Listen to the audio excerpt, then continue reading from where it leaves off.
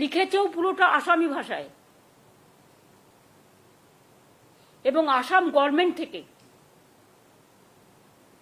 এই দেখুন, foreigners tribunal কোকরাঝড়, এখান থেকে চিঠিটা গেছে।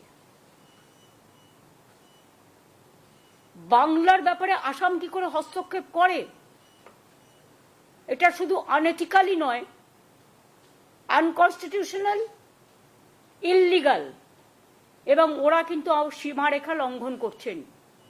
আমি ডাবল ইঞ্জিন সরকারকে, বিজেপিকে বলবো, নিজেদের চরকায় তেল দিন। ওখানে তো কালী মন্দিরও ভাঙছেন, দাঙ্গা করছেন, ঘরবাড়ি পুড়িয়ে দিচ্ছেন, মানুষ উচ্ছেদ করছেন, ডিটেনশন ক্যাম্পে সবাইকে রেখে দিয়েছেন, অনেক মানুষের নাম বাতিল করেছেন। এইভাবে যদি মনে করেন আপনারা দেশ চালাবেন, দেশটা কিন্তু বিভক্ত হয়ে যাবে, এবং দেশ যদি একবার বিভক্ত হয়ে যায় তাহলে দেশের শক্ত কাঠামোটা নষ্ট হয়ে যাবে। এটা আমরা কেউ চাই না। আমরা চাই আমাদের দেশ ঐক্যবদ্ধ, শক্তিশালী থাকুক।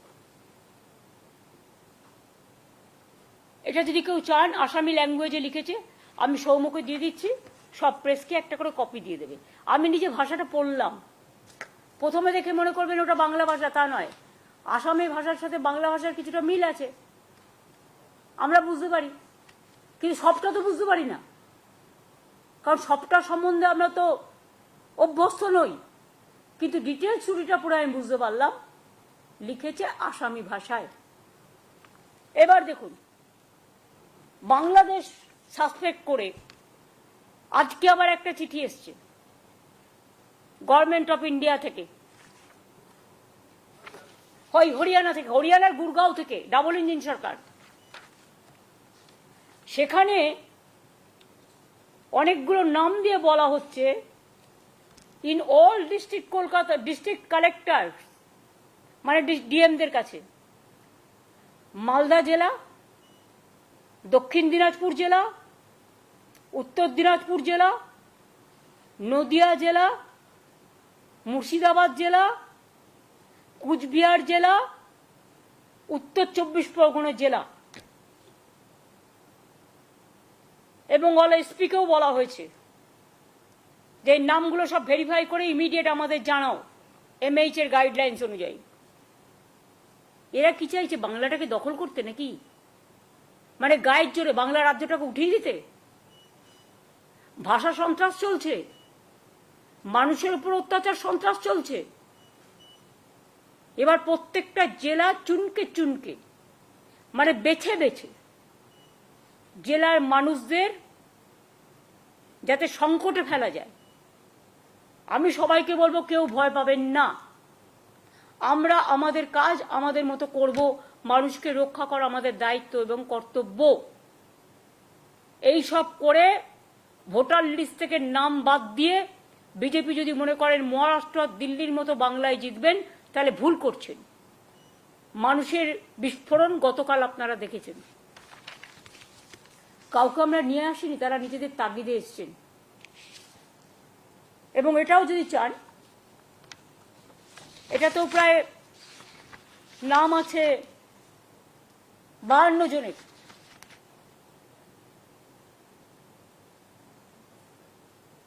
এটা যেহেতু সিক্রেট লেটার আপনাদের আমি দিচ্ছি না, কিন্তু আপনারা যদি দেখতে চান লিস্টটা আমি দেখিয়ে দিতে পারি, আমার কোনো প্রবলেম নেই।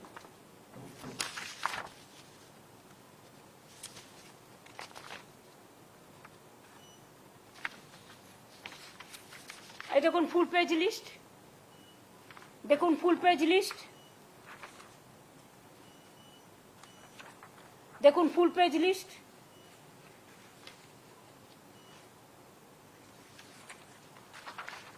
দেখুন ফুল পেজ লিস্ট, দেখুন ফুল পেজ লিস্ট, 52 পর্যন্ত সিরিয়াল।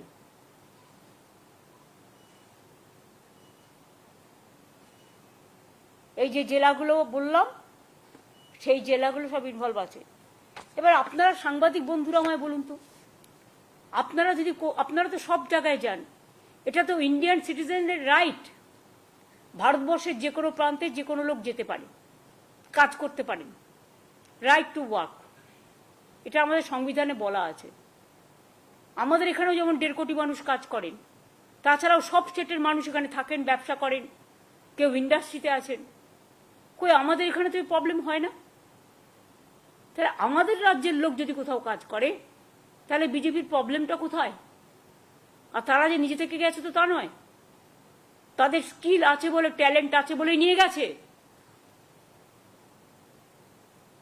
গুজরাটের মানুষদের যখন 2টো প্লেনে করে শিকলবন্দি করে নিয়ে আসা হলো, এটা গুজরাটের মানুষকে অপমান করা নয়, তার অস্মিতাকে অসম্মান করা নয়?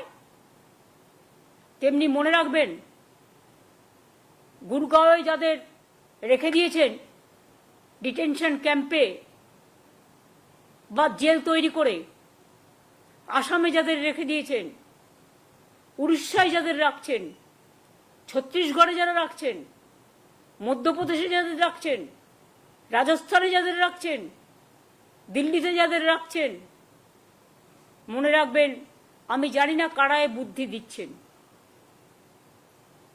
নিশ্চয়ই বুদ্ধিভ্রম হয়েছে, বুদ্ধিভ্রষ্টা হয়েছে। পয়েলগাঁওতে যারা আক্রমণ করলো, সেই জঙ্গিদের কেন অ্যারেস্ট করছেন না?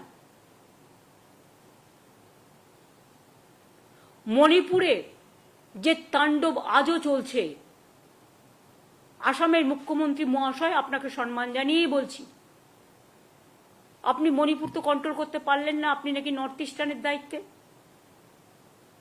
এমনকি মণিপুরের যিনি মন্ত্রী মহাশয়, যিনি আবার নর্থ ইস্টার্নের চার্জেও আছেন, তারা কেউ ভয়ে মণিপুরে যেতে পারেন না।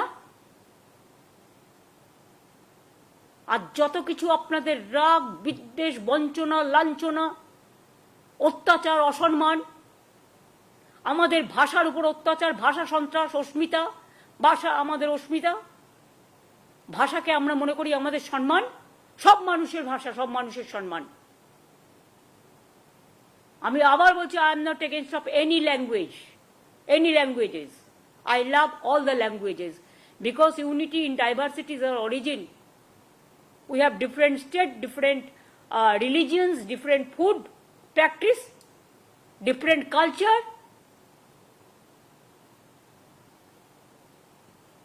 আমরা সবাই সবাইকে নিয়ে ভালো থাকি, এটাই ভারতবর্ষ।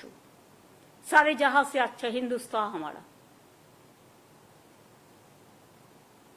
বৈচিত্র্যের মধ্যে ঐক্য। কিন্তু সেটা না করে বাংলা ভাষায় কথা বললেই মনে হচ্ছে যেন আমরা খুব অপরাধ করে ফেলেছি। বাংলা ভাষায় কথা বলা কি অপরাধ? আমি মনে করি অন্য ভাষায় কথা বলাও যেমন অপরাধ নয়, তেমনি আমাদের মাতৃভাষা, আমরা তো ছোটবেলায় বাংলাও শিখেছি, হিন্দিও শিখেছি, স্কুলে সংস্কৃতও শিখেছি ক্লাস 8 পর্যন্ত।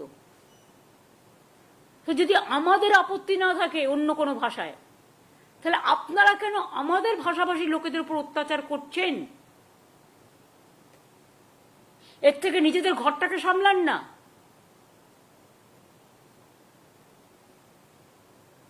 ঘরে আগুন লাগলে জলে আগুন নেভাবেন কি করে?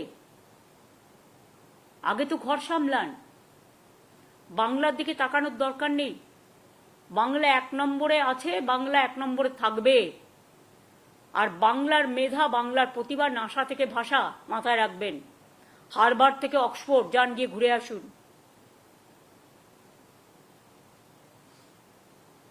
আমি একটা ছোট্ট বলছি, স্টোরির মতো, আমরা ছোটবেলা থেকে শুনে আসছি। একবার মা দুর্গা, কার্তিক আর গণেশকে, যেহেতু আমাদের ন্যাশনাল ফেস্টিভ্যাল হয়, ইউনেস্কো ট্যাঞ্জিবল ইনট্যাঞ্জিবল হেরিটেজ পেয়েছে, যে মা দুর্গা বলছেন কার্তিক আর গণেশকে, দেখি কে আমাকে সারা পৃথিবী তাড়াতাড়ি ঘুরে আসতে পারে, এই রকম টাইপের। হয়তো কথাটা ঠিক নাও হতে পারে, আমার ছোটবেলার স্মরণ থেকে বলছি। তখন কার্তিক ময়ূরপঙ্খী নিয়ে, ময়ূর নিয়ে ঘুরে, তার বাহন নিয়ে ঘুরে বেড়ালো সারা পৃথিবী, কিন্তু গণেশ শুধু মাকে প্রদর্শন করলো। তখন মা বললেন, দেখলে তো, মাকে ঘোরা, মাকে নিয়ে ঘোরা, মাকে চারিপাশে ঘোরা মানে পৃথিবীকে ঘোরা। যেটা রবীন্দ্রনাথ ঠাকুরের ভাষায়, দেখিতে গিয়াছি পর্বতমালা, দেখিতে গিয়াছি সিন্ধু, দেখা হয় নাই চক্ষু মেলিয়া, ঘর হতে শুধু 2 পা ফেলিয়া, একটি ধানের শীষের ওপর একটি শিশির বিন্দু। এগুলো বাংলার অবদান, জাগরণের অবদান, জাতির অবদান। আমরা আজও গর্ব করে বলি ন্যাশনাল সং লিখেছেন ইন্ডিয়ার বঙ্কিমচন্দ্র চট্টোপাধ্যায়, আর ন্যাশনাল আন্থেম লিখেছেন বিশ্বকবি রবীন্দ্রনাথ ঠাকুর।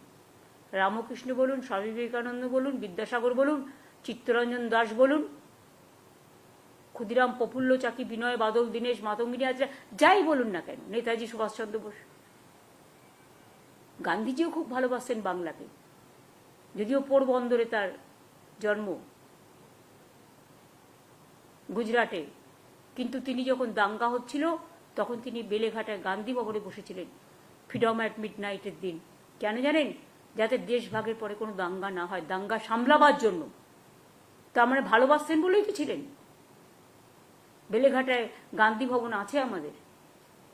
আমরা গান্ধীজিকে দেশের নেতা বলি, জাতির পিতা বলি। তখন কি ভাবি যে উনি কোন দেশ কোন রাজ্যে জন্মেছিলেন?